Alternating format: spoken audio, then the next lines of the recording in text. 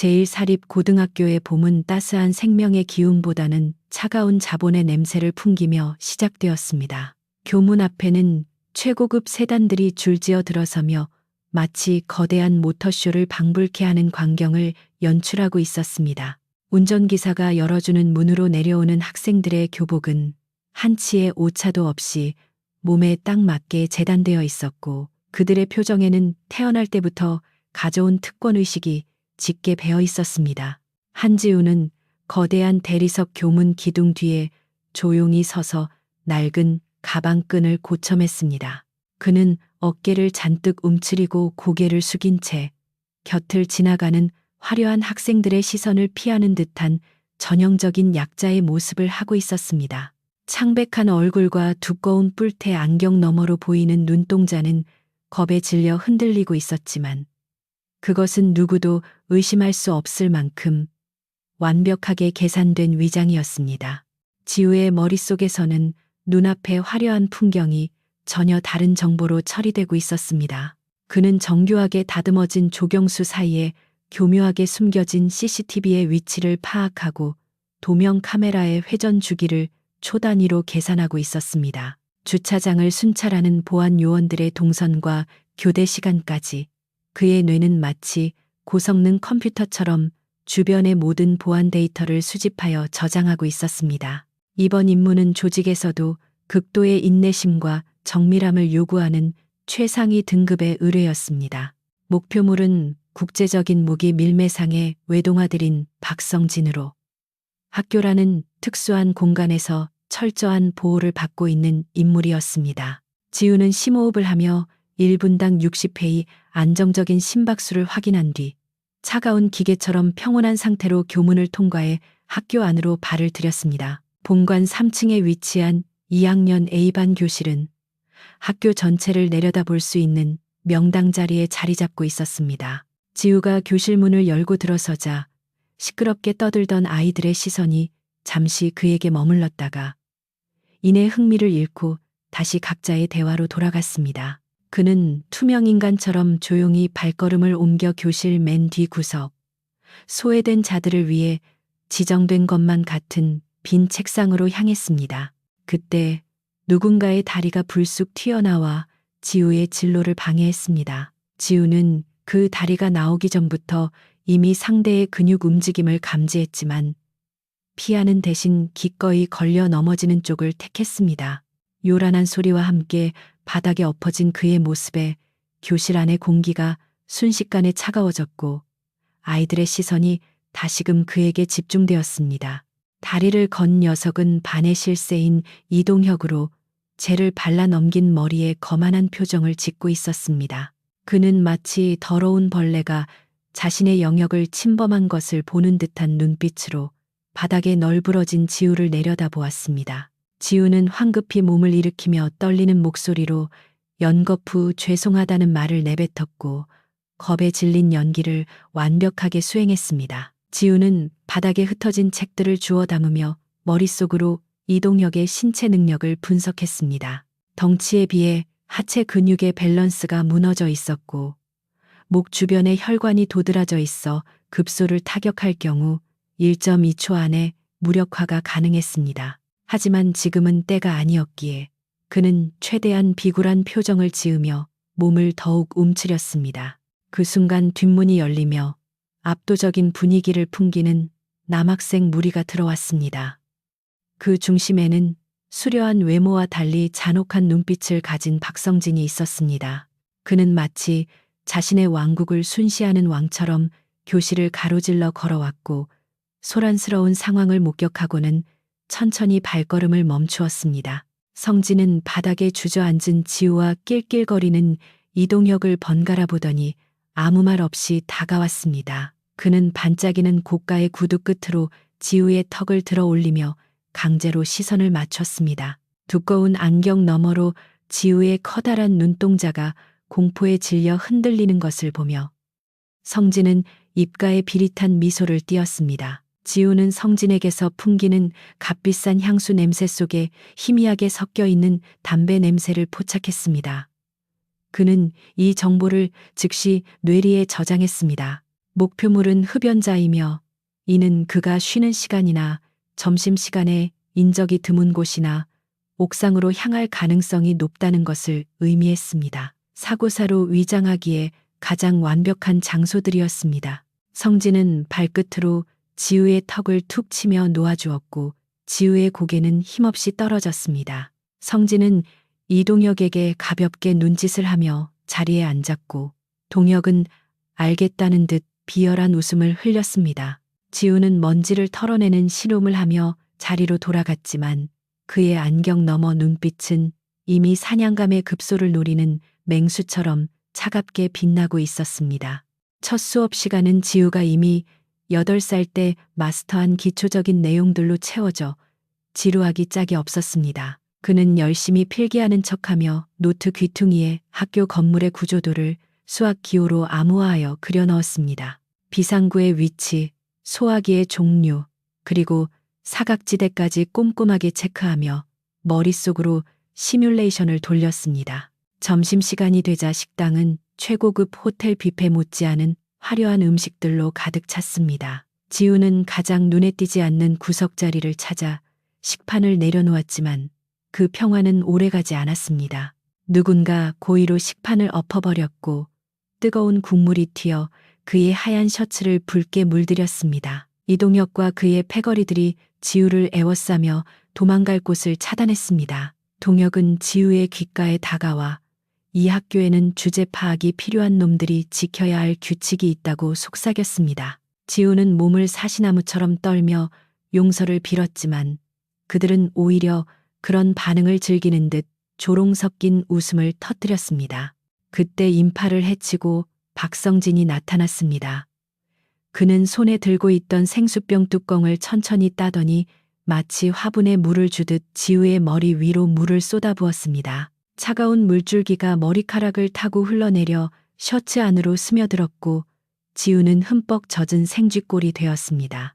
성진은 이것이 전학생을 위한 환영식이라며 부드럽지만 위압적인 목소리로 말했습니다. 주변의 학생들은 아무도 말리지 않았고 오히려 재미있는 구경거리라도 생긴 듯 키득거렸습니다. 지우는 주먹을 꽉 쥐고 고개를 숙인 채 성진의 호흡 소리를 들으며 그의 흥분 수치를 가늠했습니다. 성진은 지우에게 가까이 다가와 약해 빠진 주제에 억지로 참는 눈빛이 가장 역겨우니 조만간 진짜로 빌게 만들어주겠다고 경고했습니다. 그 말은 지우에게 공포가 아닌 확신을 주었습니다. 조직에서 제공한 프로파일링대로 박성진은 타인의 고통에서 우월감을 느끼는 전형적인 사디스트 성향을 가지고 있었습니다. 아이들이 흩어지고 난 뒤 지우는 홀로 남아 바닥에 떨어진 음식물을 치웠습니다. 젖은 옷과 엉망이 된 머리칼, 그리고 처량하게 등을 구부린 모습은 완벽한 피해자의 전형이었습니다. 하지만 안경을 고쳐 쓰는 그의 손가락은 미세한 떨림조차 없이 기이할 정도로 침착했습니다. 지우는 양호 교사에게 허락을 구하고 탈의실로 들어갔습니다. 문이 닫히고 혼자가 되자마자 그의 얼굴에서 어수룩한 표정이 순식간에 사라졌습니다. 거울 속에 비친 그의 눈동자는 감정이 거세된 듯 텅 비어 있었고 젖은 셔츠 아래로 드러난 몸은 오랜 훈련으로 다져진 실전 근육으로 단단했습니다. 그는 가방 깊숙한 곳에서 단추만 한 크기의 초소형 해킹 디바이스를 꺼냈습니다. 그리고는 양호 교사가 자리를 비운 틈을 타 신속하게 교무용 컴퓨터 본체 뒷면에 기기를 부착했습니다. 스마트폰을 꺼내 몇 번의 터치만으로 프로그램을 활성화하자 학교 내부망의 방화벽이 종이장처럼 뚫리기 시작했습니다. 그는 시스템 깊숙이 침투하는 대신 조용히 잠복하여 데이터를 수집하는 트로이 목마 바이러스를 심어두었습니다. 학생들의 개인 신상 정보부터 교직원들의 일정, 그리고 가장 중요한 전력 공급망 제어 권한까지 서서히 장악해 나갈 계획이었습니다. 이 모든 과정은 단 40초 만에 이루어졌습니다. 그때 탈의실 문이 벌컥 열렸습니다. 지우는 반사적으로 젖은 옷을 움켜쥐고 당황한 표정을 지으며 뒤를 돌아보았습니다. 문 앞에 서 있는 여학생은 짧은 머리에 날카로운 눈매를 가진 김수민이었습니다. 그녀는 지우의 행동을 유심히 관찰하며 의심스러운 눈빛을 거두지 않았습니다. 정보원에 따르면 김수민은 단순한 학생이 아니라 위장 잠입한 신참 형사일 가능성이 높았습니다. 그녀의 서 있는 자세는 무게 중심이 완벽하게 잡혀 있었고 발소리를 죽이는 보법은 훈련받은 자의 특징이었습니다. 지우는 황급히 고개를 숙여 인사하고는 그녀를 지나쳐 밖으로 나가려 했습니다. 그가 수민의 옆을 지날 때 지우는 고의로 발을 헛디디며 학생증을 떨어뜨렸습니다. 수민은 놀라운 반사신경으로 학생증이 바닥에 닿기도 전에 낚아채어 그에게 건넸습니다. 짧은 순간이었지만 지우의 눈은 그녀의 손바닥 안쪽에 박힌 굳은 살을 놓치지 않았습니다. 총기를 자주 다루는 사람에게서만 나타나는 흔적이었습니다. 지우는 연신 고맙다고 허리를 굽히며 학생증을 받아들고는 겁먹은 토끼처럼 황급히 자리를 떴습니다. 수미는 멀어지는 지우의 뒷모습을 보며 묘한 위화감을 느꼈지만 그의 연기가 너무나 완벽했기에 자신의 직감을 의심할 수밖에 없었습니다. 그녀는 자신이 방금 호랑이의 굴로 들어온 것을 꿈에도 모르고 있었습니다. 교실로 돌아온 지우의 책상은 형형색색의 낙서로 뒤덮여 있었습니다. 교과서는 갈기갈기 찢겨 쓰레기통에 처박혀 있었고 의자에는 접착제가 발라져 있었습니다. 지우는 묵묵히 쓰레기통을 뒤져 찢어진 책장들을 꺼내 테이프로 붙이기 시작했습니다. 그 모습은 반 아이들에게 다시 한번 비웃음을 샀습니다. 박성진은 앞자리에 앉아 뒤를 돌아보며 그 광경을 즐기고 있었습니다. 그는 지갑에서 고액권 지폐 한 장을 꺼내 구겨서 지우의 책상 위로 던졌습니다. 더러운 책은 갖다 버리고 새 것을 사라며 거지 적선하듯 던진 돈이었습니다. 지우는 떨리는 손으로 지폐를 집어들고는 기어들어가는 목소리로 감사 인사를 했습니다. 반 아이들은 자존심도 없는 놈이라며 혀를 찼지만 지우에게 그 지폐는 단순한 돈이 아니었습니다. 박성진이 맨손으로 만져서 던진 지폐에는 그의 지문이 선명하게 남아 있었습니다. 이것만 있으면 학교 내의 모든 생체 인식 보안 시스템을 무사 통과할 수 있는 마스터키를 복제할 수 있었습니다. 수업이 모두 끝나고 노을이 질 무렵 지우는 가장 늦게 교실을 나섰습니다. 그는 힘없이 터벅터벅 걸어 버스 정류장으로 향했습니다. 그때 박성진을 태운 리무진이 무릉덩이를 밟으며 지나갔고 흙탕물이 지우의 바지에 튀었습니다. 차창 너머로 들리는 웃음소리가 멀어질 때까지 그는 움직이지 않았습니다. 지우는 붉게 물든 하늘을 배경으로 서서 더러워진 바지를 털어내는 대신 주머니에서 휴대폰을 꺼냈습니다. 그의 입가에는 아까와는 전혀 다른 섬뜩할 정도로 차가운 미소가 걸려 있었습니다. 사냥감은 미끼를 물었고 덫은 완벽하게 작동하기 시작했습니다. 그는 조직에게 짧은 암호화 메시지를 전송했습니다. 1단계 완료. 타겟 행동 패턴 분석 종료. 심층 침투 개시. 메시지 전송이 완료되자 그는 이어폰을 꽂고 클래식 음악을 재생했습니다. 웅장한 선율과 함께 그는 군중 속으로 사라졌고 제1고의 밤은 폭풍 전야의 고요함 속에 잠겼습니다. 이른 아침의 과학실은 소독약 냄새와 차가운 정적이 감돌고 있었습니다. 한지우는 당번이라는 명목으로 남들보다 일찍 등교하여 실험 도구들을 정리하고 있었습니다. 그의 손길은 매우 조심스럽고 섬세했지만 그 목적은 청소가 아니었습니다. 그는 실험실 구석에 있는 약품 진열장의 잠금 장치를 클립 하나로 소리 없이 해제했습니다. 그의 눈은 수많은 화학 약품들 사이에서 특정 병들을 빠르게 스캔했습니다. 그는 질산 칼륨과 설탕, 그리고 몇 가지 금속 가루를 능숙하게 배합하여 작은 플라스틱 캡슐 안에 채워 넣었습니다. 겉보기에는 학교 매점에서 파는 평범한 사탕처럼 보였지만 이것은 열을 가하면 순식간에 짙은 연막을 만들어낼 수 있는 수제 연막탄이었습니다. 지우는 제조한 캡슐들을 주머니 깊숙이 숨기고 다시 어수룩한 표정으로 돌아와 걸레질을 시작했습니다. 잠시 후 과학 선생님이 들어왔을 때 그는 땀을 뻘뻘 흘리며 바닥을 닦고 있는 성실하고 소심한 학생일 뿐이었습니다. 선생님은 그를 칭찬하며 등을 두드렸지만 지우는 그 손길에서조차 타인의 체온이 옮겨 붙는 것을 혐오했습니다. 2교시가 끝나고 쉬는 시간이 되자 복도는 학생들로 북적였습니다. 박성진은 언제나처럼 덩치 큰 경호원 같은 수행원들에 둘러싸여 복도를 활보하고 있었습니다. 지우는 복도 맞은편에서 그들을 향해 걸어가며 손에 들고 있던 물병의 뚜껑을 아주 살짝 느슨하게 풀었습니다. 그가 박성진의 무리와 스쳐 지나가는 순간 지우는 발이 꼬인 척하며 물병을 떨어뜨렸습니다. 물은 정확하게 수행원 중 가장 민첩해 보이는 남자의 발밑으로 쏟아졌습니다. 남자는 반사신경이 뛰어났지만 바닥의 마찰 계수가 순간적으로 제로에 수렴하는 상황까지는 예측하지 못했습니다. 육중한 몸이 쿵 소리를 내며 바닥에 처박혔고 남자는 고통스러운 신음을 흘리며 발목을 부여잡았습니다. 지우는 바닥에 주저앉아 연신 죄송하다고 머리를 조아렸습니다.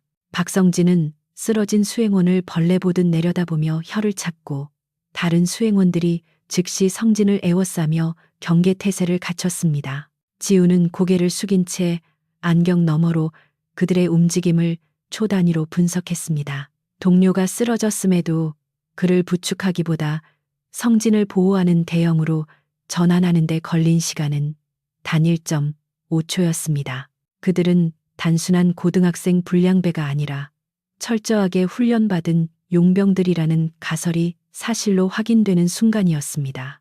소동이 정리된 후 지우는 죄책감에 시달리는 연기를 하며 상담실을 찾았습니다. 그곳에는 학생들의 고민을 들어주는 젊고 열정적인 여교사 이수연이 있었습니다. 그녀는 지우가 학교 폭력에 시달리고 있다는 사실을 어렴풋이 눈치채고 있었기에 울먹이며 들어오는 그를 따뜻하게 맞이해 주었습니다. 지우는 눈물을 흘리며 학교 생활이 너무 힘들다고 하소연했습니다. 이수연은 안타까운 표정으로 지우의 손을 잡고 위로의 말을 건넸습니다.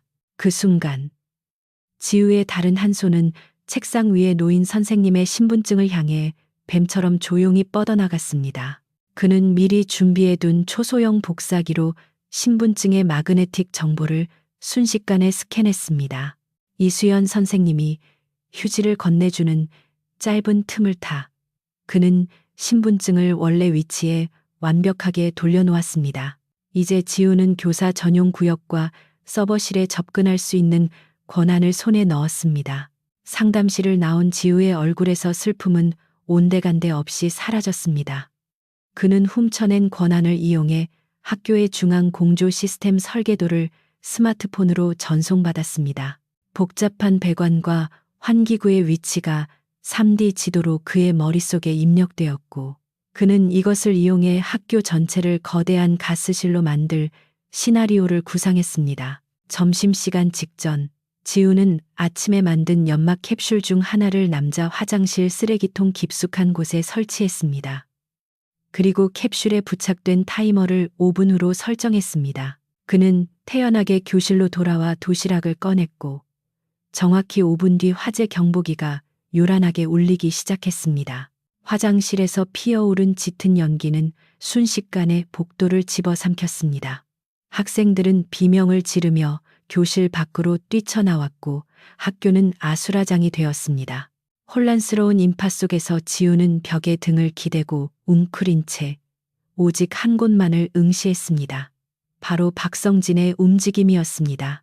예상대로 박성진의 경호팀은 일반 학생들이 이용하는 중앙 계단이 아닌 교직원 전용 엘리베이터 쪽으로 그를 이동시켰습니다.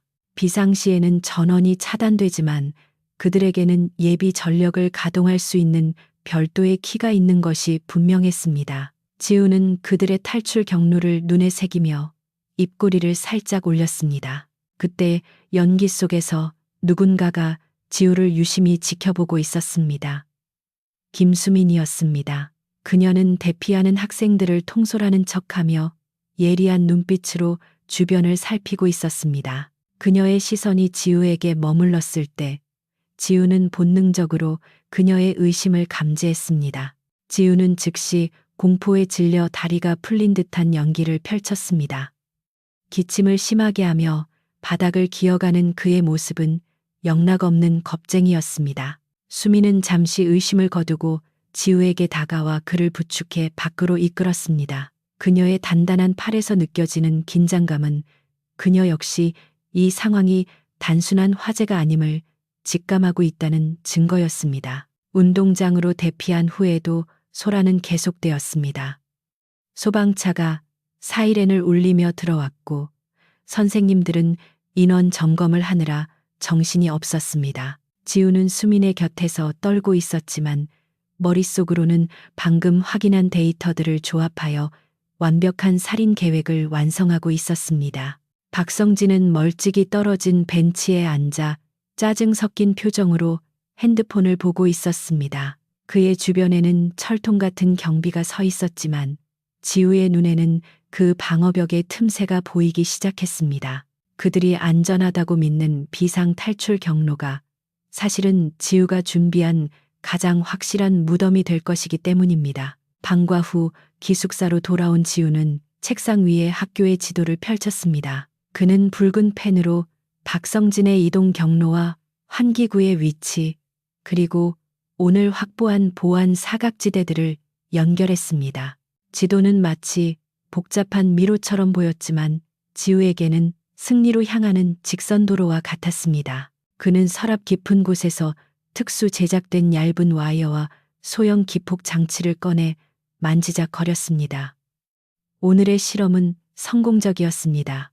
학교의 보안 시스템은 구멍투성이었고 사람들은 눈앞의 공포에 쉽게 휘둘렸습니다. 이제 무대는 완벽하게 세팅되었고 주인공을 지옥으로 초대할 시간만이 남아 있었습니다. 창밖으로 어둠이 짙게 깔리자 지우는 불을 끄고 침대에 누웠습니다. 천장을 바라보는 그의 눈동자는 밤하늘의 별처럼 차갑게 빛났습니다. 내일은 박성진의 조직 내에서 내분을 일으킬 씨앗을 뿌릴 날이었습니다. 그는 편안한 미소를 지으며 깊은 잠에 빠져들었습니다. 악몽을 꾸는 것은 그가 아니라 내일 아침 눈을 뜰 그의 사냥감들이 될 것이었습니다. 어제의 소동으로 인해 학교의 공기는 한층 더 무겁게 가라앉아 있었습니다. 교내 곳곳에는 사설 경호원들이 추가로 배치되어 삼엄한 경계를 펼치고 있었지만 학생들의 불안감은 쉽게 해소되지 않았습니다. 한지우는 교실 창가에 앉아 운동장을 순찰하는 검은 양복의 사내들을 무심한 눈으로 바라보며 수학 문제를 푸는 척하고 있었습니다.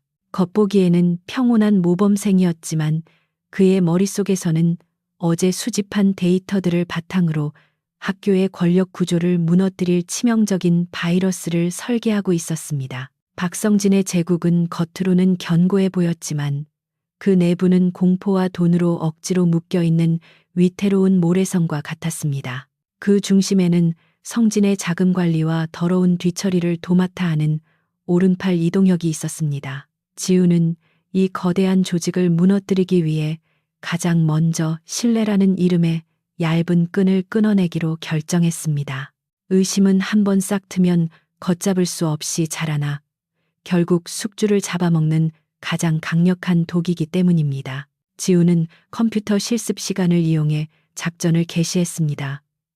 학생들은 저마다 게임을 하거나 웹서핑을 하느라 정신이 없었고 교사는 앞자리에서 졸고 있었습니다. 지우는 익숙한 손놀림으로 프록시 서버를 우회하여 이동혁이 관리하는 차명 계좌의 내역에 접근했습니다. 복잡한 암호화 코드가 모니터에 나열되었지만 지우에게는 그저 어린아이의 낙서처럼 단순해 보였습니다.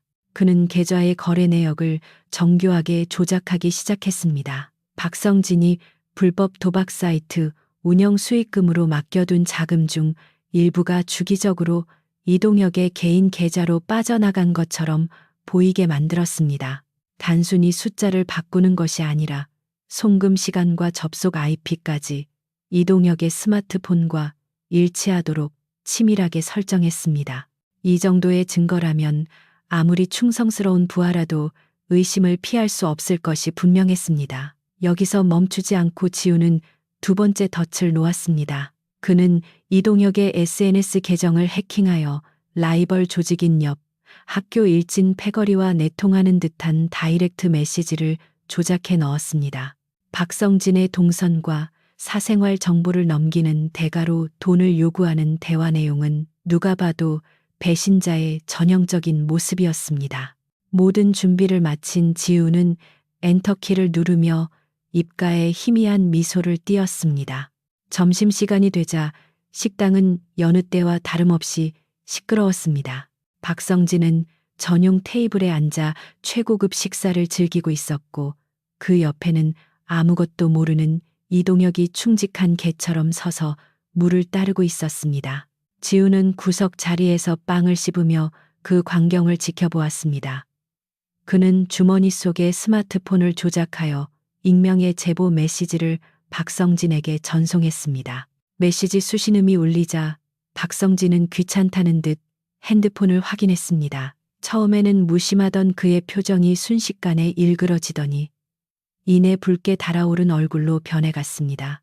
지우가 보낸 첨부 파일에는 조작된 계좌 내역과 배신의 증거인 채팅 로그가 고스란히 담겨 있었습니다. 식당 안의 공기가 순식간에 얼어붙는 것을 감지한 학생들은 본능적으로 숨을 죽였습니다. 성진은 천천히 자리에서 일어나 뒤에 서 있던 이동혁을 돌아보았습니다.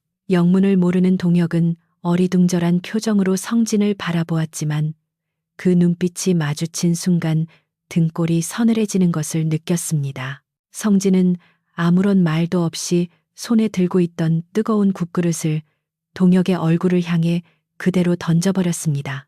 비명과 함께 동혁이 바닥으로 쓰러지자 식당은 아수라장이 되었습니다.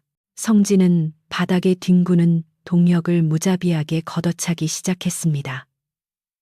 그의 구두발이 동혁의 복부와 얼굴을 강타할 때마다 둔탁한 타격음이 식당을 울렸습니다. 성진은 동혁에게 배신자라며 소리를 질렀고 횡령한 돈을 어디에 숨겼냐고 추궁했습니다. 동혁은 억울함을 호소하며 살려달라고 빌었지만 이미 의심에 눈이 먼 성진에게는 그저 변명으로만 들릴 뿐이었습니다. 주변에 있던 다른 추종자들은 겁에 질려 아무도 말리지 못하고 떨고만 있었습니다. 그들은 어제까지만 해도 2인자로서 군림하던 동혁이 하루아침에 처참하게 무너지는 모습을 보며 자신들도 언제든 버려질 수 있다는 공포를 느꼈습니다. 이것이 바로 지우가 노렸던 효과였습니다. 절대적인 충성심은 공포 앞에서는 무력하며 불신은 전염병처럼 조직 전체로 퍼져나갈 것입니다. 지우는 공포에 질려 식판을 떨어뜨린 척하며 식탁 밑으로 몸을 숨겼습니다.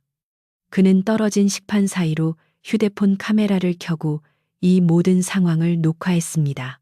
폭행 장면은 나중에 박성진을 사회적으로 매장시킬 때 유용한 카드가 될 것이고 지금 이 순간의 혼란은 그가 다음 단계의 공작을 펼치기에 완벽한 연막이 되어주고 있었습니다. 한참의 폭행 끝에 성진은 숨을 몰아쉬며 멈추었습니다. 피투성이가 된 동혁은 의식을 잃은 채 바닥에 늘어져 있었고 성진은 주머니에서 손수건을 꺼내 구두에 묻은 피를 닦아냈습니다. 그는 차가운 눈으로 주변의 부하들을 훑어보며 배신자의 최후가 어떤지 똑똑히 기억해두라고 으름장을 놓았습니다. 하지만 그들의 눈동자 속에는 존경이 아닌 불신과 공포만이 가득했습니다. 양호 교사와 경비원들이 뒤늦게 달려와 동혁을 실어갔습니다. 성진은 분이 풀리지 않은 듯 식탁을 발로 차고는 식당을 나가버렸습니다. 남겨진 학생들은 수군거리기 시작했고 성진의 패거리 내부에서도 서로를 의심하는 눈초리가 오갔습니다. 굳건했던 그들의 결속력에 돌이킬 수 없는 균열이 생긴 것입니다. 오후 수업 시간, 교실의 분위기는 초상집처럼 침울했습니다. 성진은 자리에 없었고 그의 부하들은 서로 눈치를 보느라 바빴습니다. 지우는 노트에 무언가를 열심히 적고 있었지만 그것은 수업 내용이 아니라 혼란에 빠진 경호 시스템의 빈틈을 분석한 메모였습니다. 내부의 적을 찾느라 혈안이 된 그들은 정작 외부에서 침투한 진짜 적에게는 등을 보이고 있었습니다. 방과 후 지우는 도서관으로 향했습니다. 그는 책장 사이 구석진 곳에 자리를 잡고 노트북을 폈습니다. 이번에는 학교의 방송 시스템을 타겟으로 삼았습니다. 내일 있을 전교 조회 시간에 박성진의 불안감을 극대화할 시청각 자료를 선물할 계획이었습니다. 그는 오늘 녹화한 폭행 영상과 과거 성진이 저지른 악행들의 증거를 교묘하게 편집하기 시작했습니다. 그때 책장 너머에서 인기척이 느껴졌습니다. 지우는 즉시 화면을 인터넷 강의 창으로 전환하고 이어폰을 꽂았습니다. 김수민이 책을 한 아름안고 나타났습니다. 그녀는 지우를 보고 잠시 멈칫하더니 맞은편 자리에 앉았습니다. 그녀의 시선은 책을 향해 있었지만 신경은 온통 지우에게 집중되어 있다는 것을 지우는 느낄 수 있었습니다. 수미는 오늘 식당에서 벌어진 사건에 대해 어떻게 생각하냐고 넌지시 물었습니다. 지우는 어깨를 움츠리며 너무 무서워서 밥도 제대로 못 먹었다고 답했습니다. 하지만 수미는 지우의 눈을 똑바로 응시하며 동혁이 정말로 배신을 했을지 의문이라고 중얼거렸습니다. 그녀의 뛰어난 직감은 누군가가 이 상황을 조작했을 가능성을 배제하지 않고 있었습니다. 지우는 속으로 감탄하면서도 겉으로는 모르는 척 고개를 저었습니다. 그는 펜을 떨어뜨리는 실수를 가장하여 책상 밑으로 몸을 숙였고 그 짧은 틈을 타 수민의 가방에 초소형 도청 장치를 부착했습니다. 그녀가 경찰과 주고받는 정보를 파악한다면 그녀를 자신의 장기판 말로 이용할 수 있을지도 모른다는 계산이 섰기 때문입니다. 밤이 깊어지자 기숙사 복도에는 정막만이 감돌았습니다. 지우는 옥상으로 올라가 차가운 밤바람을 맞았습니다. 아래를 내려다보니 경호원들이 삼삼오오 모여 담배를 피우며 수군거리고 있었습니다. 그들의 대화 내용은 예상대로 동혁의 배신과 성진의 폭력성에 대한 불만이었습니다. 조직의 하부 구조가 흔들리고 있다는 명확한 신호였습니다. 지우는 난간에 걸터 앉아 어둠 속에 잠긴 학교를 바라보았습니다. 그의 계획대로 모든 것이 순조롭게 흘러가고 있었습니다. 박성진은 이제 누구도 믿지 못한 채 고립될 것이고 그 고독은 그를 더욱 미치게 만들 것입니다. 그리고 광기에 사로잡힌 맹수는 스스로 덫에 걸려들기 마련이었습니다. 지우는 주머니에서 작은 금속 조각을 꺼내 달빛에 비추어 보았습니다. 그것은 오늘 낮에 동혁이 끌려가면서 떨어뜨린 사물함 열쇠였습니다. 그 안에는 성진이 숨겨둔 마약 거래 장부가 들어있을 확률이 높았습니다. 지우는 열쇠를 꽉 쥐며 차가운 미소를 지었습니다. 내일은 이 열쇠가 성진의 목을 조이는 쇠사슬이 될 차례였습니다. 기숙사 방으로 돌아온 지우는 거울 속에 자신과 마주했습니다. 순수하고 유약해 보이는 얼굴 뒤에 숨겨진 괴물의 모습이 희미하게 비치는 듯했습니다. 그는 손가락으로 거울 표면을 천천히 훑어내렸습니다. 이제 씨앗은 뿌려졌고 혼란이라는 싹은 걷잡을 수 없이 자라날 것입니다. 그는 침대에 몸을 뉘며 내일 펼쳐질 더 큰 파국을 기대했습니다. 정교 조회가 열리는 체육관의 열기는 평소보다 뜨거웠지만 그 기저에는 형언할 수 없는 불안감이 깔려 있었습니다. 학생들은 삼삼오오 모여 어제 식당에서 벌어진 끔찍한 폭행 사건에 대해 속삭였고 교사들은 상황을 통제하려 애썼지만 그들의 얼굴에도 당혹감이 역력했습니다. 한지우는 반 학생들 틈에 섞여 고개를 푹 숙인 채 무대 옆 제어실의 위치를 눈으로 쫓으며 손목시계의 타이머를 조용히 작동시켰습니다. 박성진은 평소와 달리 수행원들을 2배로 늘려 나타났고 그의 눈은 충혈되어 주변의 모든 것을 잡아먹을 듯이 노려보고 있었습니다. 이동혁의 배신 이후 그는 극심한 피해망상에 시달리고 있었으며 오늘 조회를 통해 자신의 건재함을 과시하려 했습니다. 그는 무대 위 귀빈석에 앉아 거만한 자세를 취했지만 지우의 눈에는 떨리는 그의 손가락 끝이 공포에 질린 짐승의 경련처럼 보였습니다. 교장 선생님의 지루한 훈화 말씀이 이어지던 중 갑자기 체육관의 모든 조명이 동시에 꺼지며 암전 상태가 되었습니다. 학생들의 비명소리가 어둠 속을 가득 채웠고 당황한 경호원들이 손전등을 켜며 박성진 주변을 에워쌌습니다. 그 찰나의 혼란을 틈타 지우는 미리 해킹해둔 중앙 제어 시스템을 가동했고 무대 뒤 대형 스크린에 푸른 빛이 감돌며 영상이 재생되기 시작했습니다. 스크린에 나타난 것은 어제 식당에서 박성진이 이동혁을 무자비하게 짓밟는 고화질 영상이었으며 그 위로 성진의 차명 계좌 내역과 불법 도박 사이트 서버 주소가 선명하게 겹쳐졌습니다. 체육관은 순식간에 찬물을 끼얹은 듯 조용해졌고 오직 영상 속 성진의 광기 어린 고함과 타격음만이 증폭되어 스피커를 타고 흘러나왔습니다. 이것은 지우가 설계한 사회적 처형의 서막이었으며 성진의 명성을 단숨에 무너뜨릴 치명적인 일격이었습니다. 박성진은 얼굴이 하얗게 질린 채 스크린을 가리키며 당장 끄라고 소리를 질렀지만 지우가 설치한 루프 프로그램은 관리자의 접근을 철저히 차단하고 있었습니다. 영상의 마지막에는 딥페이크로 제작된 성진의 애완견 죽음 장면이 짧게 지나갔고 이는 오직 성진만이 이해할 수 있는 공포의 메시지였습니다. 그는 비틀거리며 무대 아래로 내려가려다 계단에서 굴러떨어졌고 학생들의 경멸 어린 시선 속에서 그의 제국은 모래성처럼 허물어지기 시작했습니다. 경찰 위장 잠입 요원인 김수민은 이 상황을 놓치지 않고 군중 사이를 누비며 스크린에 나타난 데이터들을 자신의 단말로 전송했습니다. 그녀는 범인이 누구인지 확신할 수 없었지만 이 정교한 공격이 지우와 관련이 있을지도 모른다는 의심을 더욱 굳혔습니다.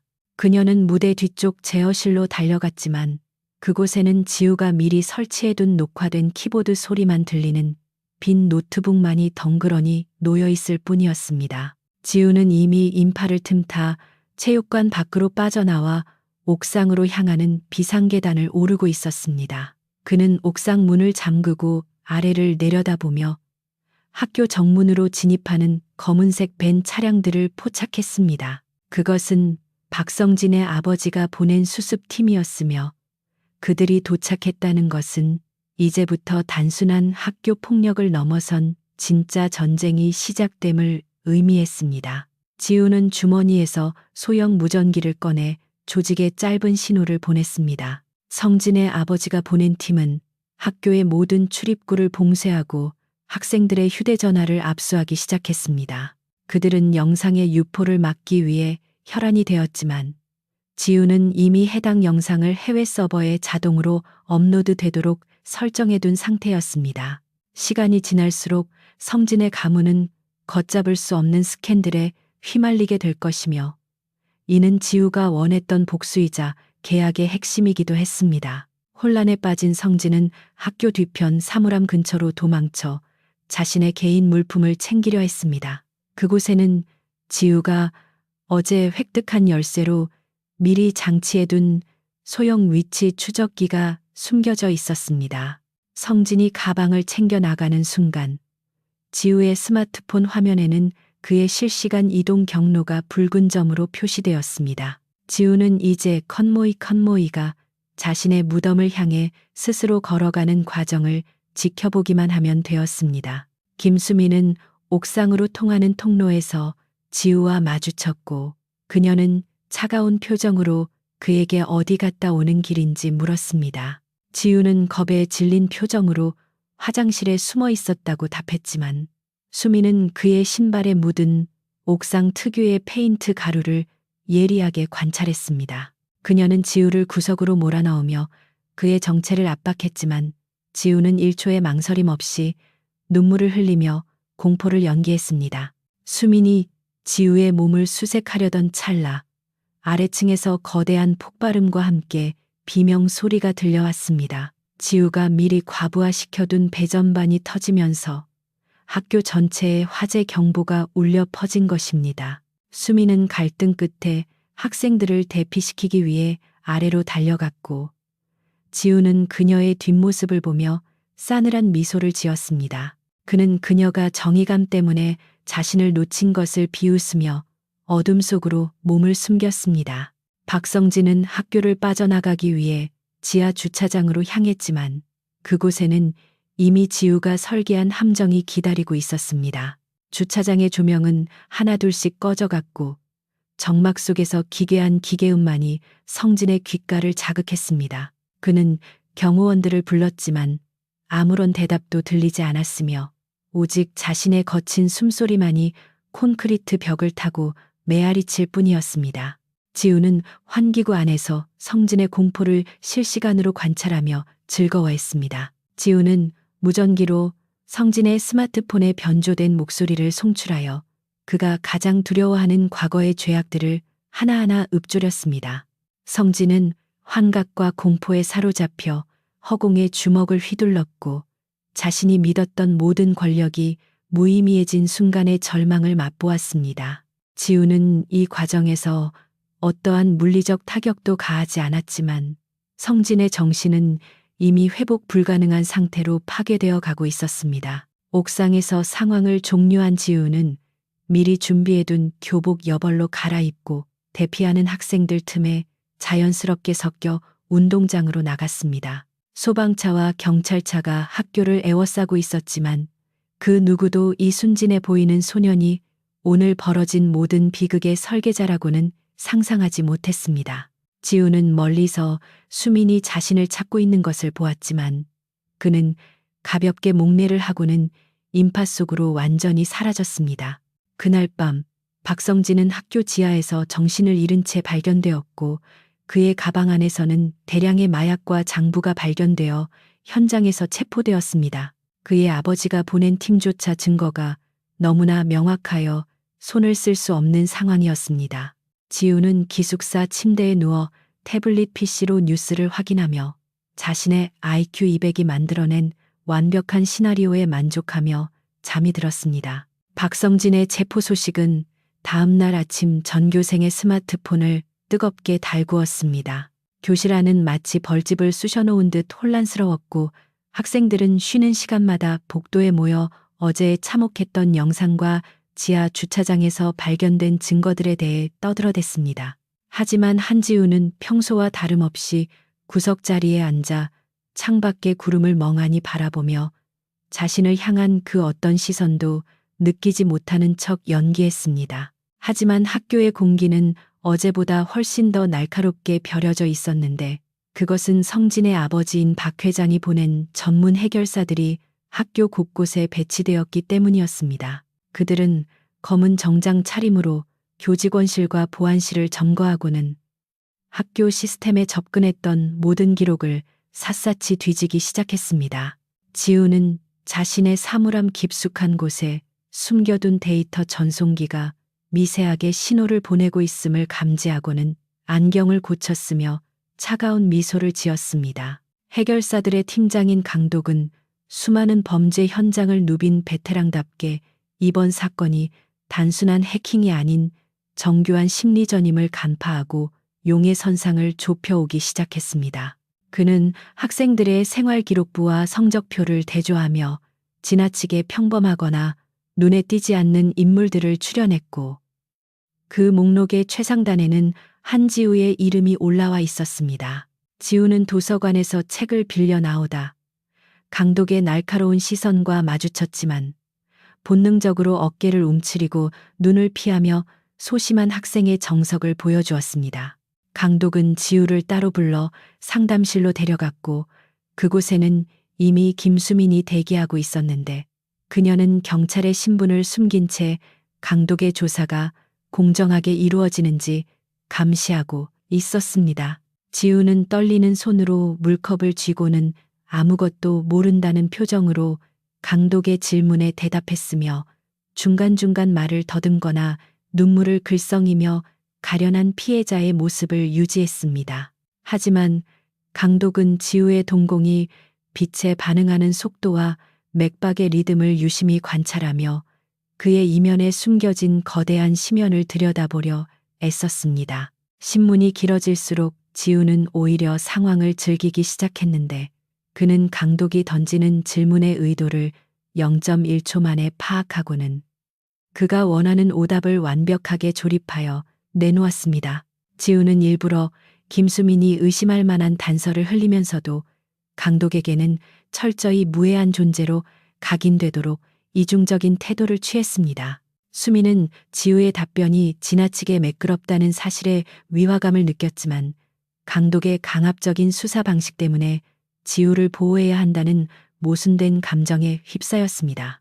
조사가 끝날 무렵 지우는 화장실에 다녀오겠다고 말한 뒤 상담실을 빠져나왔고 그 짧은 틈을 타 학교 서버실에 숨겨둔 백도어를 통해 강독의 개인 클라우드에 접속했습니다. 그는 강독이 과거에 처리했던 추악한 사건들의 기록을 발견했고 그 중에는 박 회장의 약점을 쥐고 협박하려던 정황이 담긴 음성 파일도 포함되어 있었습니다. 지우는 이 파일을 강독의 스마트폰으로 전송하는 동시에 박 회장의 비서에게도 전달되도록 스케줄러를 설정해 두어 내부 분열의 씨앗을 심었습니다. 다시 상담실로 돌아온 지우는 강독의 스마트폰이 진동하는 것을 보았고 강독이 메시지를 확인한 순간 그의 안면 근육이 미세하게 떨리는 것을 포착했습니다. 강독은 당황한 기색을 감추며 지우에게 나가보라고 명령했고 지우는 고개를 깊이 숙여 인사하고는 방을 빠져나오며 승리의 확신을 가졌습니다. 이제 해결사들은 범인을 찾는 대신 자신들의 목숨을 부지하기 위해 서로를 의심하고 공격하게 될 것이며 그것이 지우가 설계한 거대한 함정의 일부분이었습니다. 방과 후 지우는 기숙사 옥상에서 소형 안테나를 설치하고 강독과 박 회장 측 사이에 암호화된 통신을 도청하기 시작했습니다. 예상대로 박 회장은 강독의 배신 가능성에 분노하며 그를 처리할 새로운 팀을 파견했다는 정보를 입수했고 지우는 이 정보를 다시 강독에게 익명으로 전달했습니다. 지우는 한 손으로 노트북을 조작하고 다른 한 손으로는 사과를 씹으며 두 거대 악이 서로를 물어뜯는 과정을 마치 체스 경기를 관람하듯 즐겼습니다. 김수민은 지우의 뒤를 밟아 옥상까지 올라왔지만 지우는 이미 모든 장비를 철수하고 난간에 기대어 밤하늘을 구경하고 있는 뒷모습만을 보여주었습니다. 수민은 지우에게 다가가 그의 정체가 무엇인지 단도직입적으로 물었으나 지우는 해맑은 미소를 지으며 별자리에 대해 이야기하기 시작했습니다. 수민은 지우의 눈동자에서 일말의 흔들림도 찾을 수 없자 자신의 직감이 틀린 것인지 아니면 상대가 상상 이상의 괴물인 것인지 혼란에 빠졌습니다. 그날 밤 학교 뒷산 근처에서는 강독의 차량과 박 회장이 보낸 팀 사이에 격렬한 추격전이 벌어졌고 지우는 이 상황을 학교 CCTV망을 통해 실시간으로 지켜보았습니다. 그는 중간중간 신호등의 주기를 조작하여 양측의 충돌을 유도했고 결국 강독의 차량은 낭떠러지로 추락하며 거대한 화염에 휩싸였습니다. 지우는 모니터 너머로 타오르는 불꽃을 보며 자신의 정체를 의심하던 가장 위험한 적 중 하나가 제거되었음을 확인하고는 깊은 안도의 한숨을 내쉬었습니다. 다음 날 아침 강독의 사망 소식은 단순한 교통사고로 보도되었지만 학교 내부의 해결사들은 공포에 질려 서둘러 장비를 챙겨 철수하기 시작했습니다. 그들은 자신들이 상대하는 적이 사람이 아니라 보이지 않는 유령과 같다는 사실을 깨달았으며 더 이상 박 회장의 돈 때문에 목숨을 걸고 싶어 하지 않았습니다. 지우는 텅 빈 보안실을 지나며 그들이 남긴 장비 조각들을 발로 툭 치고는 다시 학교 식당으로 향해 평범한 학생들과 섞여 아침 식사를 했습니다. 지우는 식당 한편에서 수민과 눈이 마주치자 가볍게 고개를 까닥이며 인사를 건넸고 수민은 차가운 눈빛으로 응수하면서도 더 이상 그를 몰아붙이지 못했습니다. 그녀는 이제 지우가 범인이라는 확신을 넘어 그를 체포하기 위해서는 평범한 법적 절차로는 불가능하다는 사실을 뼈저리게 느끼고 있었습니다. 지우는 식판을 비우고 일어나며 다음 목표인 박 회장의 본진을 타격할 계획을 머릿속으로 그리기 시작했고 그의 천재적인 두뇌는 이미 수만수 앞의 상황을 계산하고 있었습니다. 박 회장이 보낸 해결사들이 처참하게 퇴장한 자리에 남은 것은 기이할 정도의 적막과 그보다 더 깊은 의심의 탐이었습니다. 한지우는 여느 때와 다름없이 교실 창가에 앉아 있었지만 그의 스마트폰 화면에는 학교의 전산망이 아닌 박 회장의 개인 저택 보안 회로가 복잡한 미로처럼 얽혀 있었습니다. 목표는 이제 더 이상 학교라는 작은 울타리에 머물지 않았고 지우의 사냥터는 거대 기업의 심장부로 확장되고 있었습니다.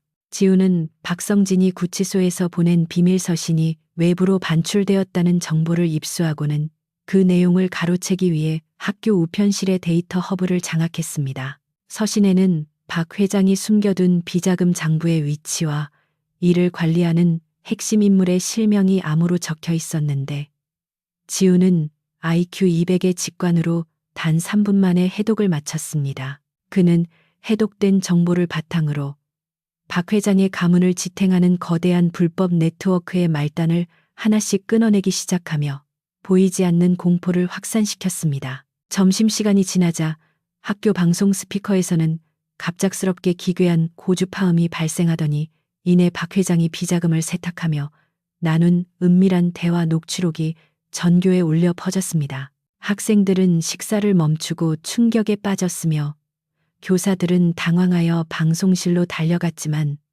문은 이미 안쪽에서 전자식으로 잠겨 제어가 불가능한 상태였습니다.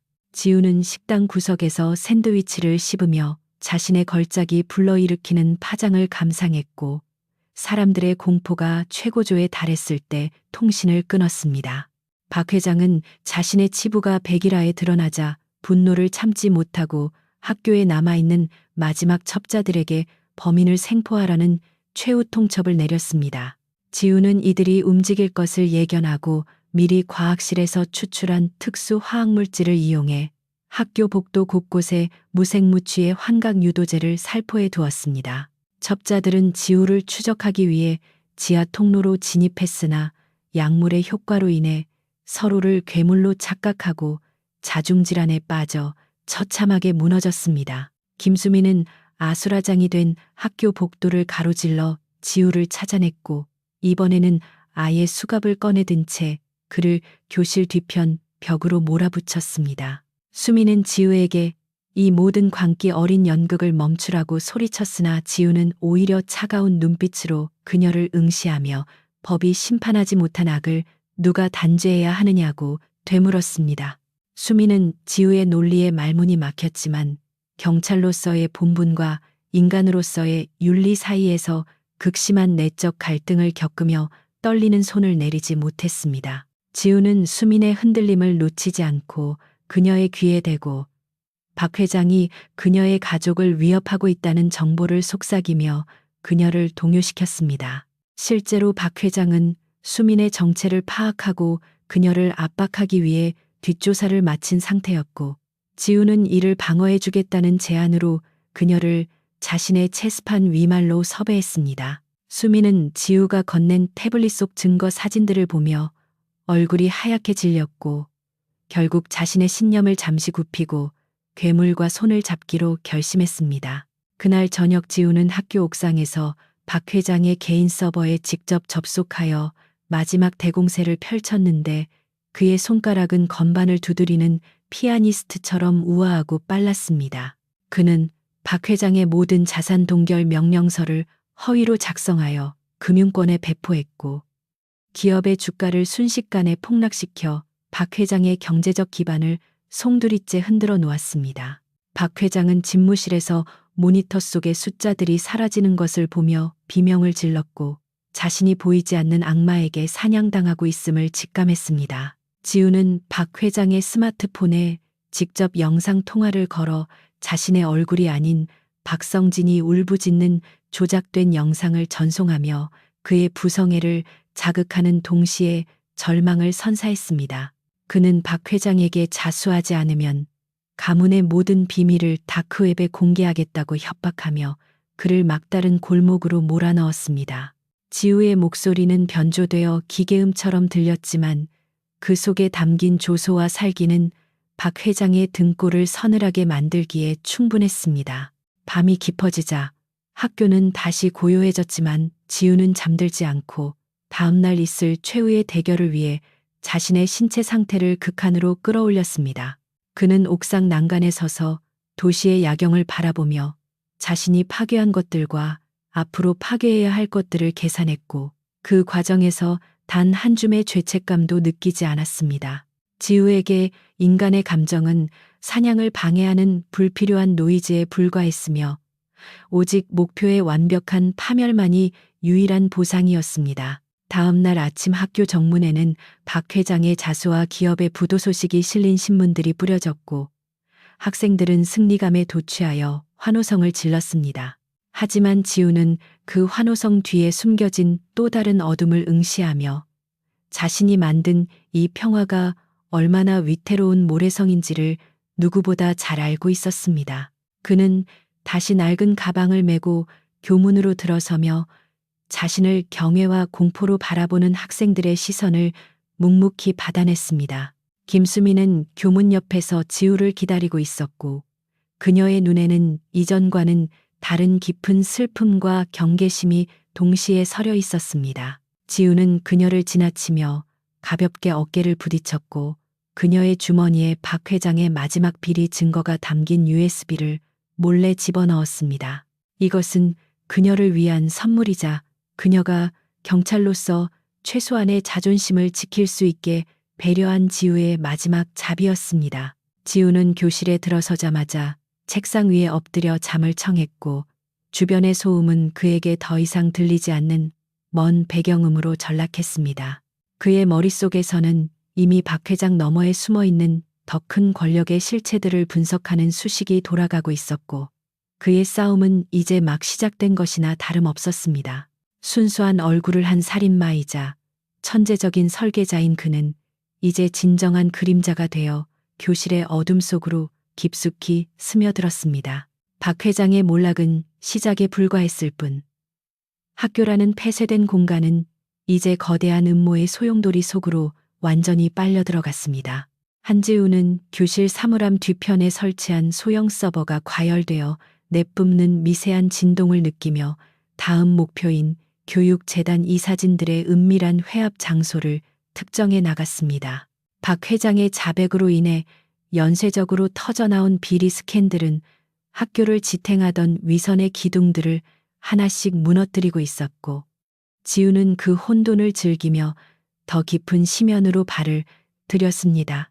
이사진들은 자신들의 목을 조여오는 수사망을 피하기 위해 학교 내부에 남겨진 모든 물리적 증거를 인멸하라는 명령을 내렸고 이에 따라 정체불명의 사내들이 야간 경비원을 제압하고 학교 기록 보관실을 습격했습니다. 지우는 이미 보관실 천장에 고해상도 카메라와 원격 기폭 장치를 설치해 두었으며 사내들이 중요한 서류 뭉치를 챙기려는 순간 스프링클러를 작동시켜 모든 문서를 잉크 범벅으로 만들었습니다.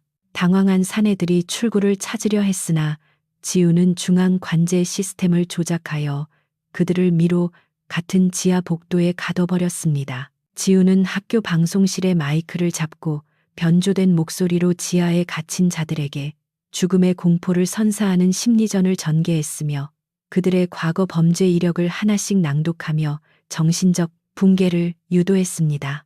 폐쇄회로 화면 속의 사내들은 보이지 않는 적의 목소리에 광분하여 벽을 치거나 서로를 원망하며 무너져 내렸고 지우는 그들의 공포지수가 정점에 달했을 때 경찰의 익명으로 신고하여 현행범으로 체포되도록 유도했습니다. 이 과정에서 단 한 방울의 피도 흘리지 않았지만 지우의 잔혹한 완벽주의는 현장에 출동한 경찰들조차 혀를 내두르게 만들었습니다. 김수미는 이제 지우의 정체를 숨겨주는 조력자 역할을 강요받으면서도 자신의 손에 묻은 보이지 않는 피에 대해 극심한 구토감을 느꼈고 지우를 향한 증오와 연민 사이에서 위태롭게 줄타기를 했습니다. 그녀는 지우가 건네준 자료를 바탕으로 재단의 비리를 추적하며 정의를 실현하고 있다고 믿으려 애썼지만 지우의 눈동자에 서린 서늘한 무관심을 볼 때마다 자신이 악마의 도구가 된 것이 아닌가 하는 의구심을 떨칠 수 없었습니다.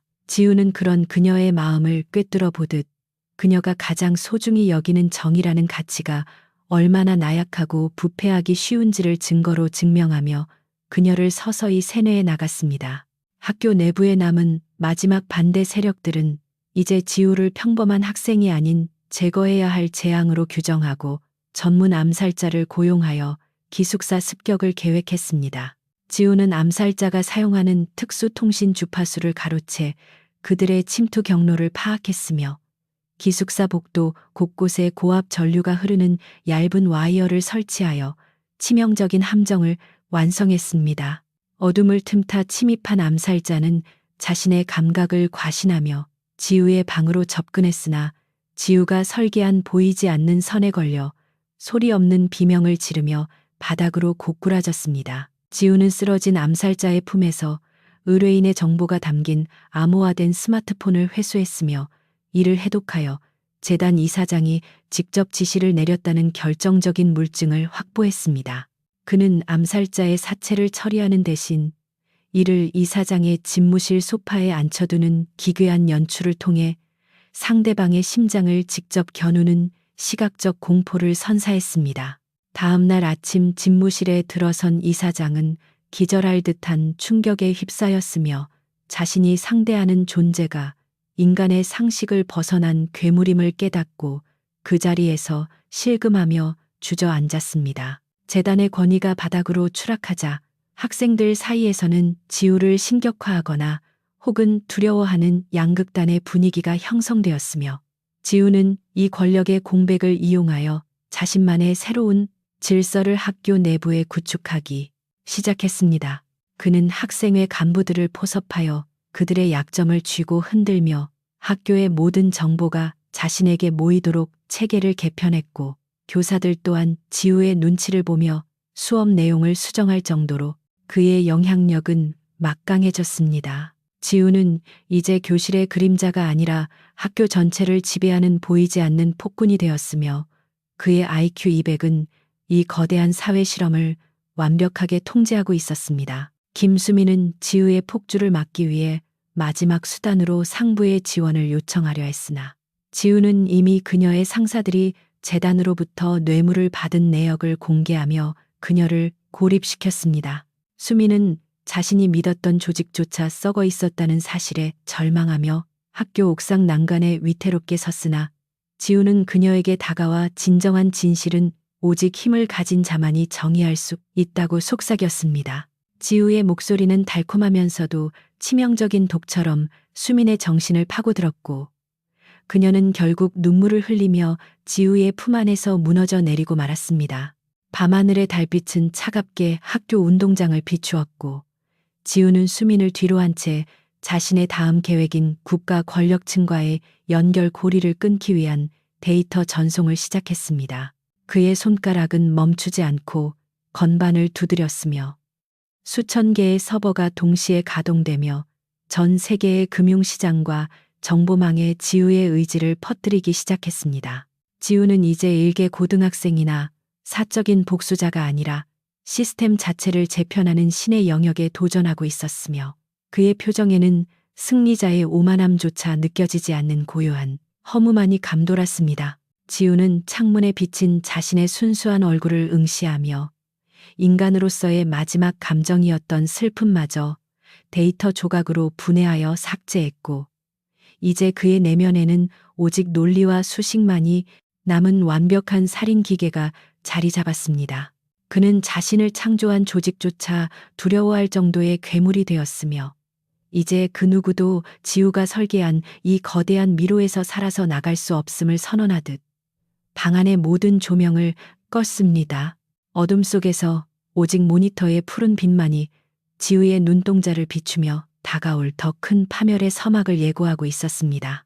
박 회장과 재단 이사회가 연쇄적으로 붕괴하면서 발생한 권력의 진공 상태는 예상보다 훨씬 거대하고 차가운 폭풍을 불러일으켰습니다. 한지우는 이제 학교라는 좁은 무대를 벗어나 박 회장의 배후에서 국가 전체를 주무르던 검은 커넥션인 거신그룹의 본체를 정조준하기 시작했습니다.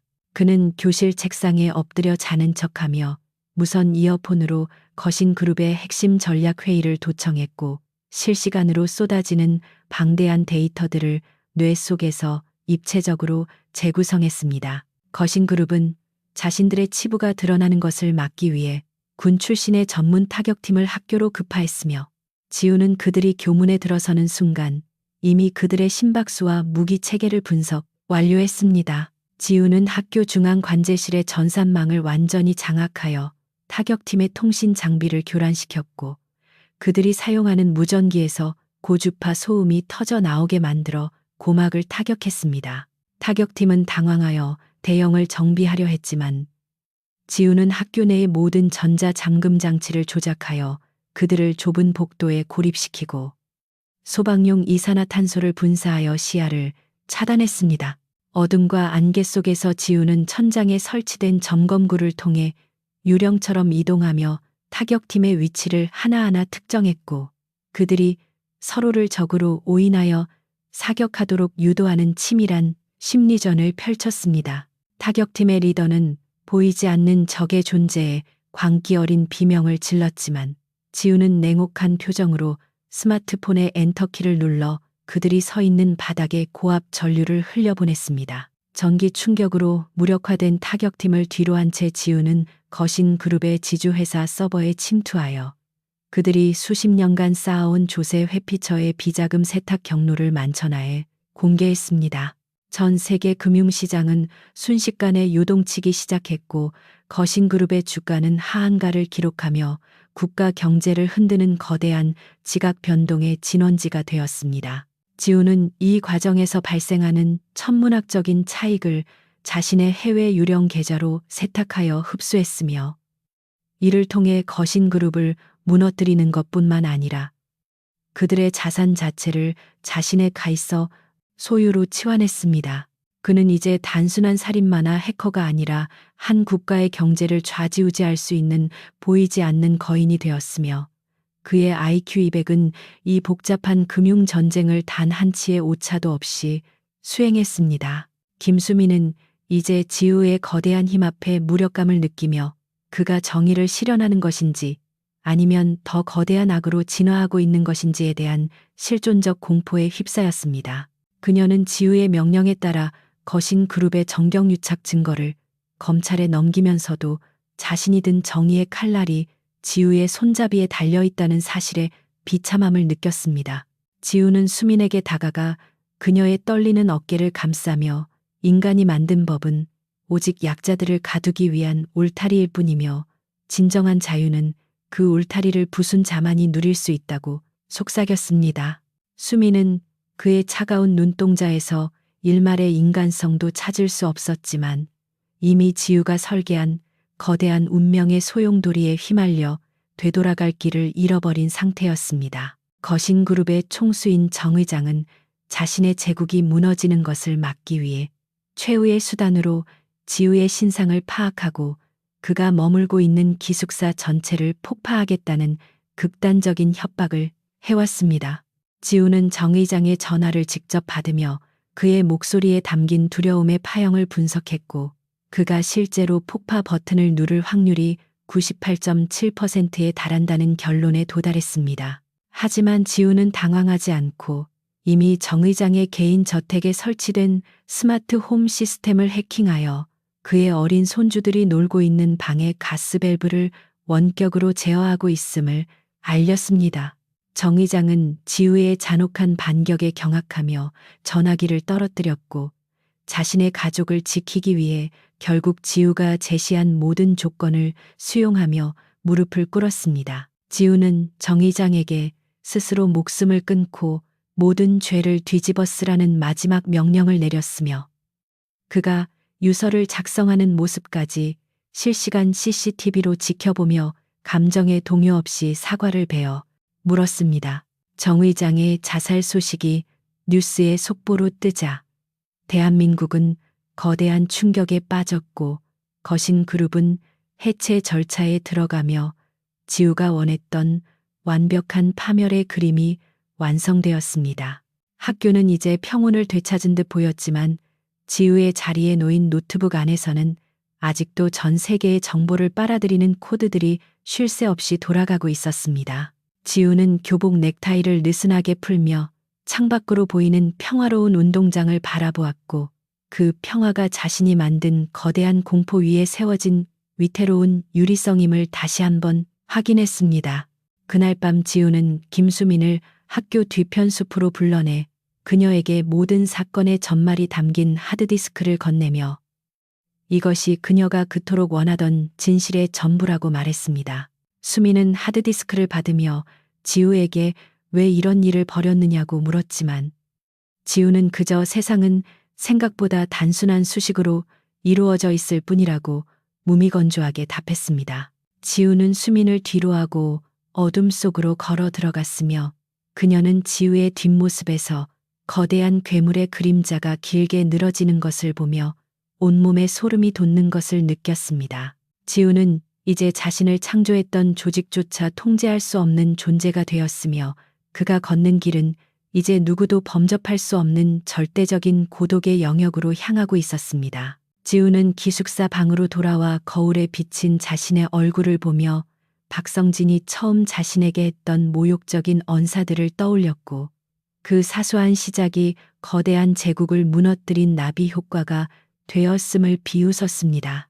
그는 자신의 IQ 200이 만들어낸 이 완벽한 복수극이 결국 자신을 인간의 영역에서 영원히 추방시켰음을 깨달았지만 그 대가로 얻은 신적인 전지전능함에 만족했습니다. 그는 이제 학교라는 무대를 떠나 더 넓은 세상의 그림자가 되기 위한 마지막 준비를 마쳤고 방 안에 불을 끄며 다가올 내일의 파괴를 설계하기 시작했습니다.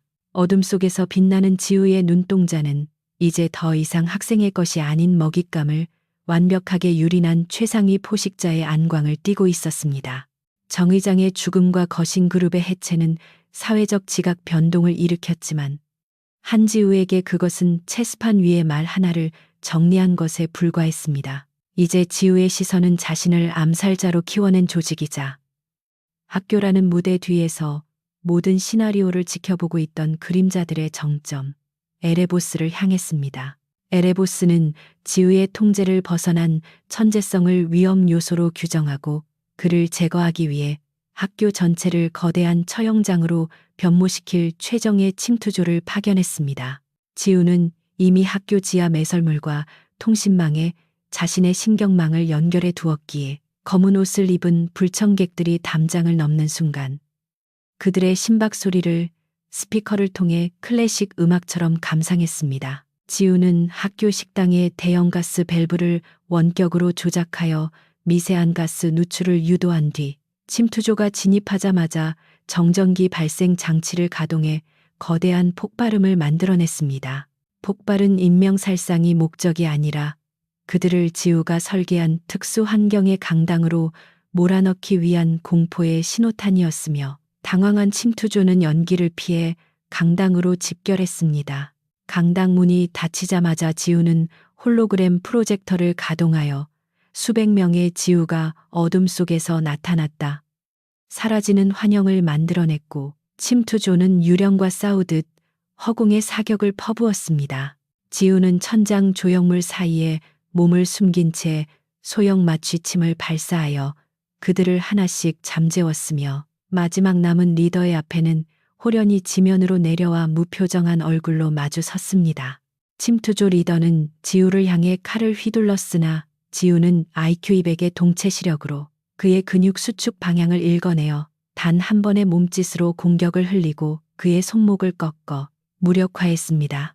지우는 리더의 목소리 데이터를 실시간으로 변조하여 에레보스 본부에 목표 제거 완료라는 허위 보고를 전송하게 만들었고 그들의 보안 프로토콜을 역추적하여 조직의 본거지 위치를 특정했습니다.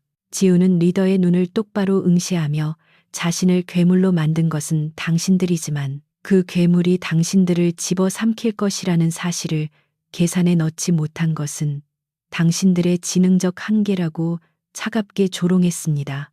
리더는 지우의 눈동자에서 인간의 감정이 아닌 절대적인 수식의 차가움을 보고는 죽음보다 더한 공포를 느끼며 의식을 잃었습니다.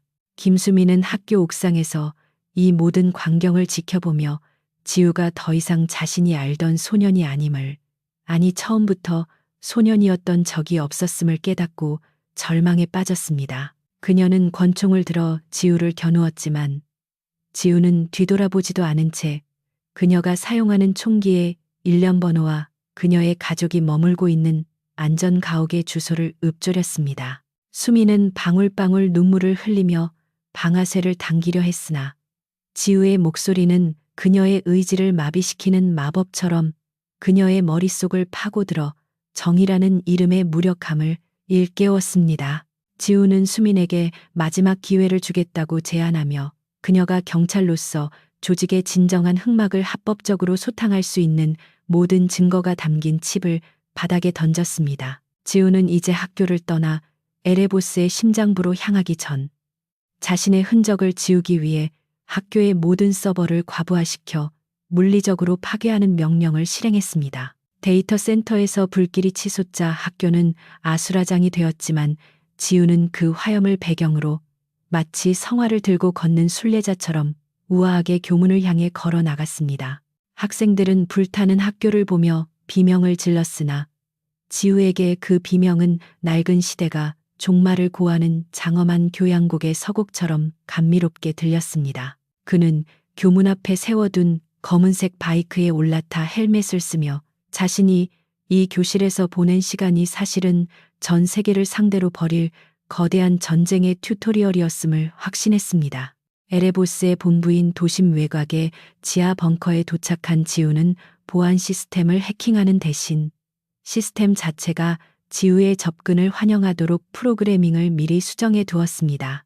벙커의 모든 문이 지우의 발걸음에 맞춰 자동으로 열렸고 당황한 조직원들은 자신들이 만든 방어 체계가 자신들을 가두는 감옥으로 변하는 것을 지켜보며 공포에 떨었습니다. 지우는 벙커 중앙 통제실에 앉아있는 조직의 수장 마스터와 대면했으며 마스터는 지우의 천재성을 찬양하며 다시 손을 잡자고 회유했습니다. 그러나 지우는 마스터의 제안을 단 0.1초 만에 거절하며 인간은 자신보다 뛰어난 존재를 통제할 수 있다고 믿는 오만함 때문에 멸망한다는 진리를 설파했습니다. 지우는 마스터의 눈앞에서 벙커의 자폭 시퀀스를 가동했고 마스터는 살려달라며 비굴하게 무릎을 꿇었지만 지우의 손가락은 멈추지 않고 최후의 코드를 입력했습니다. 그는 벙커를 빠져나오며 등 뒤에서 일어나는 거대한 진동과 폭발음을 느끼지도 못한 채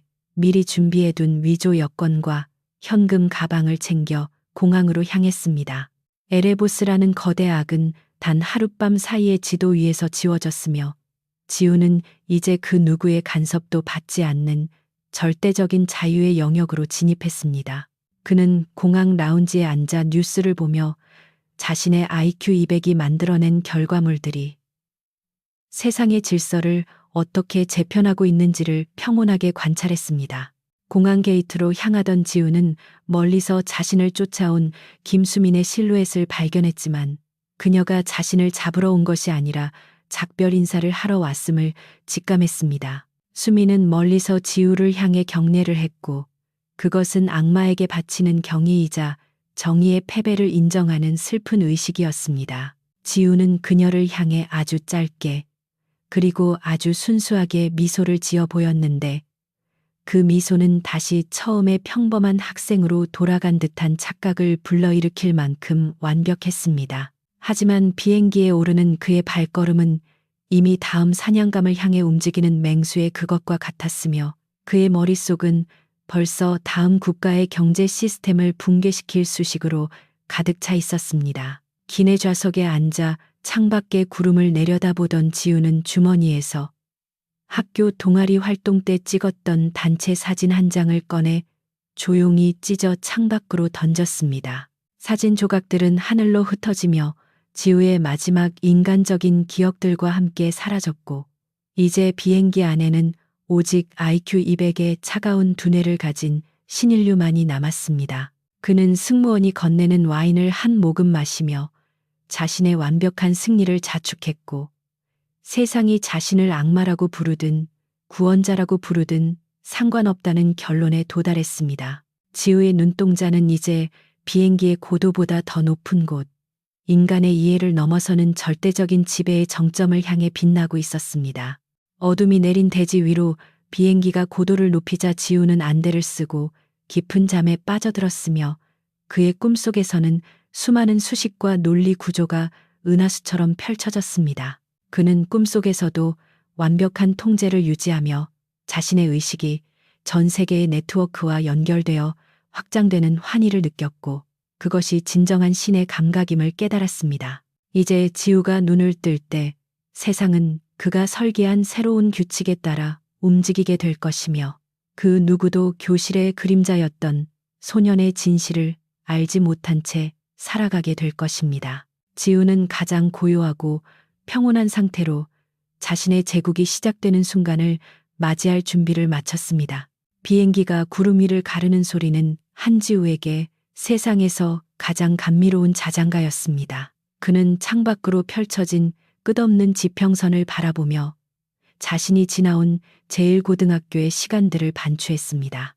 누군가에게는 청춘의 한 페이지였을 그곳이 그에게는 거대한 실험실이자 사냥터였으며 이제 그 실험은 완벽한 성공으로 매듭지어졌습니다. 지우는 태블릿 PC를 켜서 실시간으로 갱신되는 세계 경제 뉴스를 확인했고 거신그룹의 공백을 메우기 위해 투입된 자신의 유령 자금들이 전 세계 금융의 모세 혈관까지 침투하고 있음을 만족스럽게 지켜보았습니다. 유럽의 어느 고풍스러운 도시에 도착한 지우는 미리 준비해둔 호화로운 저택으로 향했으며 그곳에는 이미 그를 맞이할 인공지능 비서와 완벽한 보안 시스템이 갖춰져 있었습니다. 그는 더 이상 안경을 쓰지 않았고 소심하게 어깨를 움츠리지도 않았으며 거울 속에는 오직 차갑고 날카로운 천재의 안광을 띤 한 남자가 서 있었습니다.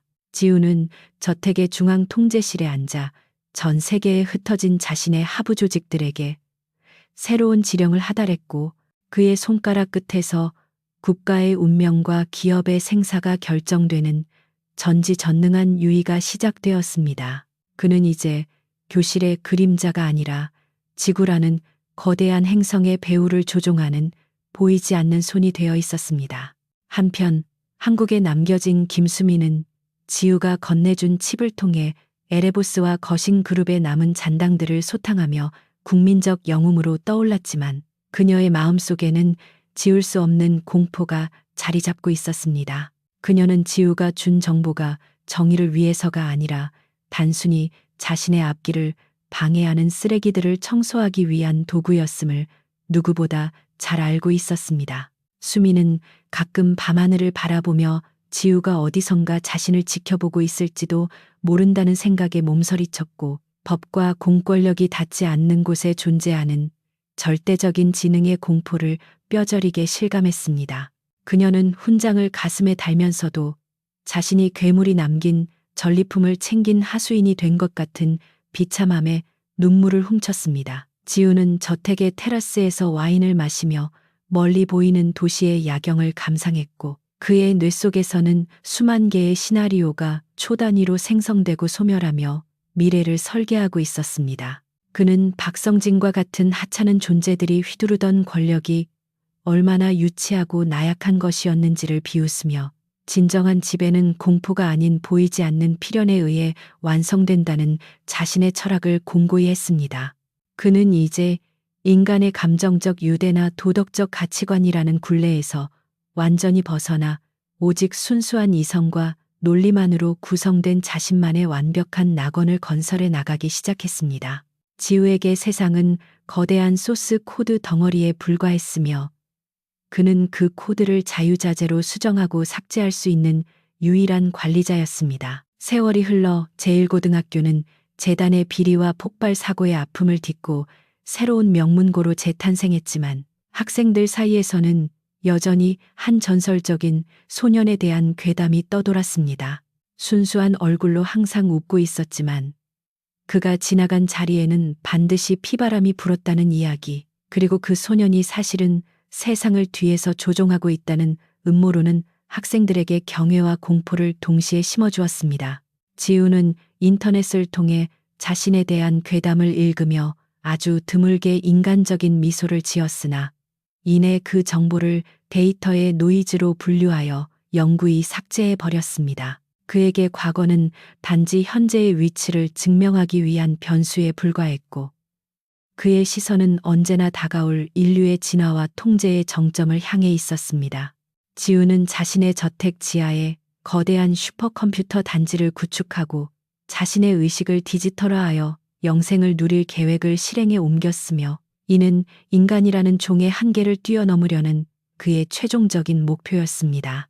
그의 IQ 200은 이제 생물학적 뇌의 한계를 돌파하여 지구상의 모든 데이터와 동기화되기 시작했고 지우는 자신이 곧 인터넷이고 정보이며 진리 그 자체가 되는 과정을 경이롭게 받아들였습니다. 그는 더 이상 육체의 고통이나 감정의 기복에 휘둘리지 않는 완벽한 실존의 단계에 도달했으며 그의 의지가 닿는 곳마다 새로운 질서가 생겨나고 낡은 관습이 타파되는 기적이 일어났습니다.